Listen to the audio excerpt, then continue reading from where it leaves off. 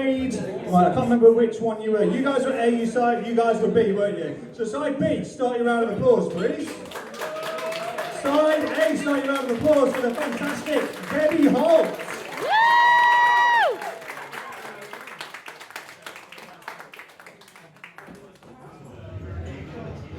Good evening, everybody.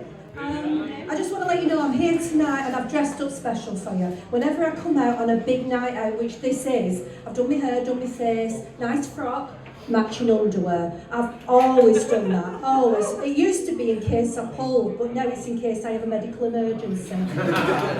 But I don't know if you can tell, but I'm from up north. From a little village outside Manchester called Rochdale.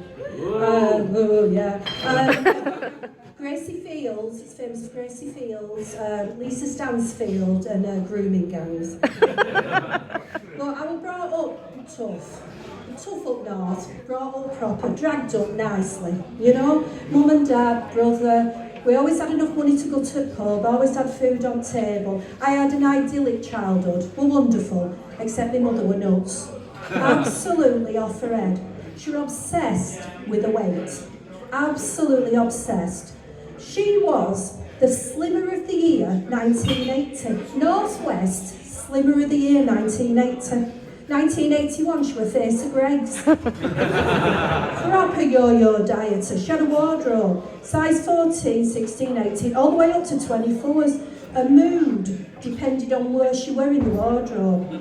And all that's fine, and we just took the mick out of her, you know, we just laughed at her.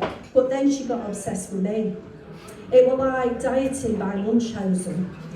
She could see that this chubby 13-year-old were going to be big and fat. I mean, I didn't know I lived with Mystic Meg. I mean, look how it turned out, you know? But she was obsessed. I mean, I did cookery at school, and I had to take raisins to put in my chocolate chip cupcakes. When we made shepherd's pie, I couldn't use potatoes, I made mince. But the thing was, and I did say to her when I was adult, I said, you know, as a grown-up mum, you really messed me up. And she went, get a grip. That's the most psychological impact I've had, get a grip. But it does affect you. And as an adult, you know, as a grown-up, every time we go on holiday, I get a bathing suit. I used to go to Debenhams. It'd be a one-piece, or one of them with little boy shorts, or pull-in, push-up, you know, all that kind of stuff. I'd spend a fortune. Get to the hotel, put my bathing suit, look at the mirror and go, I don't think so. And I won't swim all holiday. And then 2 years ago I went to Malta, 40 degrees, 99% humidity, and I thought, you need to get a grip, you know, because my mother told me that. Get a grip. And I went swimming. In the sea. It was exhilarating. It was absolutely amazing. I can't believe that I didn't swim for all them years. And you know what the best bit was? My tits floated. I had the most magnificent boobs up here. I was like, all these years of bloody Wonder Bars, and all I had to do was go swimming.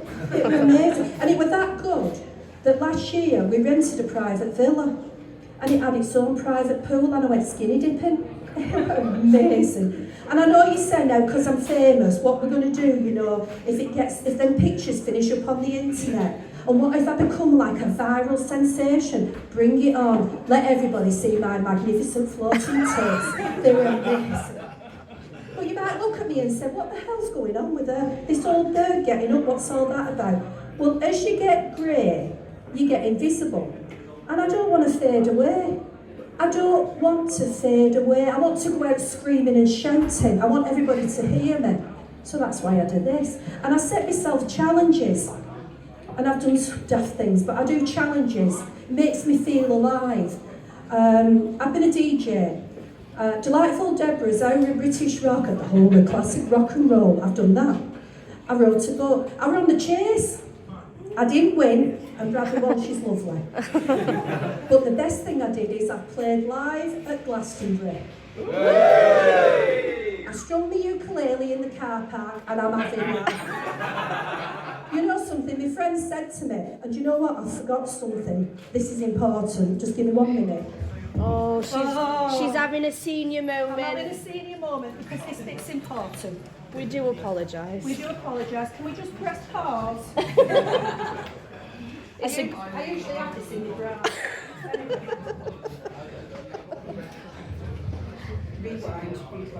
So my friend said, what the hell's wrong with you? So you didn't even notice, did you? She says, I think you've got the opposite of imposter syndrome. And I thought, what the hell's she on about? I thought, imposter syndrome, is that something? I thought, is she just calling me a copycat? So I Googled it. I ain't got my glasses now. Dunning-Kruger effect. Essentially, this happens when you're bursting with confidence, yet your skills don't quite match up to how great you think you are. What's all that about? I was mortified, I really was. I've only got an effect. I ain't got an ism or a syndrome. What's all that about? So my biggest achievement, my biggest challenge, it's the same thing. I've been married 36 years. 36 years. Happily married for 36 years. Well, I'm happy. But, you know, I always introduce him as my first husband. It keeps him on his toes. And he loves me so much. And I know this. Do you know how I know it? He's almost told me twice. He just loves me. He just loves me. So, he loves me that much, but he's not here tonight. He's not here supporting me.